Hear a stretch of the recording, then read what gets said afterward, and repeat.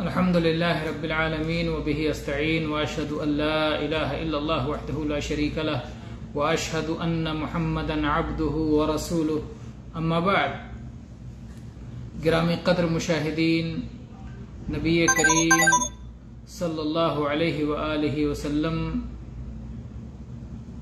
جب تکبیر تحریمہ کہہ کر کے صلاۃ شروع کرتے تو آپ سورہ فاتحہ پڑھنے سے پہلے درمیان میں دعائے استفتاح پڑھا کرتے تھے، اور یہ کئی طرح سے ثابت ہے، اس کا کوئی ایک ہی صیغہ نہیں ہے بلکہ ایک سے زائد دعائے استفتاح کے طور پر ثابت ہیں. اس لیے جو شخص بھی صلاۃ ادا کرے اس کے لیے مستحب یہ ہے کہ نبی صلی اللہ علیہ وسلم سے جو وارد اور ثابت دعائیں ہیں ان میں سے کوئی ایک دعا اس موقع پر پڑھ لے، اور بہتر یہ ہے کہ مختلف اوقات میں مختلف دعائیں پڑھے، جیسا کہ نبی صلی اللہ علیہ وسلم سے مختلف مواقع پر مختلف دعائیں ثابت ہیں.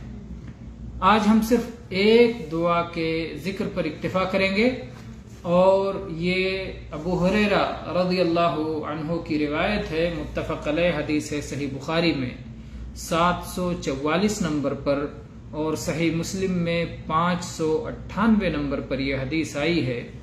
فرماتے ہیں کان رسول اللہ صلی اللہ علیہ وآلہ وسلم اذا کبر فی الصلاة سکت ہنیہتا ای قلیلا قبل ان یقرأ فقلت یا رسول اللہ بأبی انت و امی ارأیت سکوتک بین التکبیر والقراءة ما تقول؟ قال اقول اللہم باعد بینی و بین خطایای کما باعدت بین المشرق والمغرب اللہم نقنی من خطایای کما ینقى الثوب الابیض من الدنس اللہم اغسلنی من خطایای بالماء والثلج والبرد.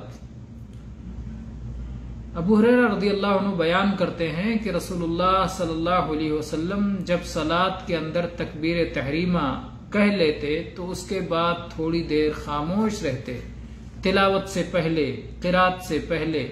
تو میں نے کہا اے اللہ کے رسول، میرے ماں باپ آپ پر قربان، آپ مجھے بتلائیے کہ تکبیر تحریمہ اور قرات سے کے درمیان میں جو خاموش رہتے ہیں اس میں آپ کیا پڑھتے ہیں؟ تو اللہ کے نبی صلی اللہ علیہ وسلم نے یہ دعا بتلائی، اللہم باعد بینی و بین خطایای کما باعدت بین المشرق والمغرب اللہم نقنی من خطایای کما ینقى الثوب الابیض من الدنس اللہم اغسلنی من خطایای بالماء والثلج والبرد. آپ نے فرمایا کہ میں یہ دعا پڑھتا ہوں، اس کا معنی یہ ہے کہ اے اللہ میرے اور میرے گناہوں کے درمیان اس طرح دوری پیدا فرما دے جس طرح سے مشرق و مغرب کے درمیان کی دوری ہے. اے اللہ مجھے میری غلطیوں سے ایسے ہی پاک صاف کر دے جیسے سفید لباس کو میل و کچیل سے صاف کیا جاتا ہے. اے اللہ میری غلطیوں کو پانی سے، اولے سے اور برف سے دھو دے.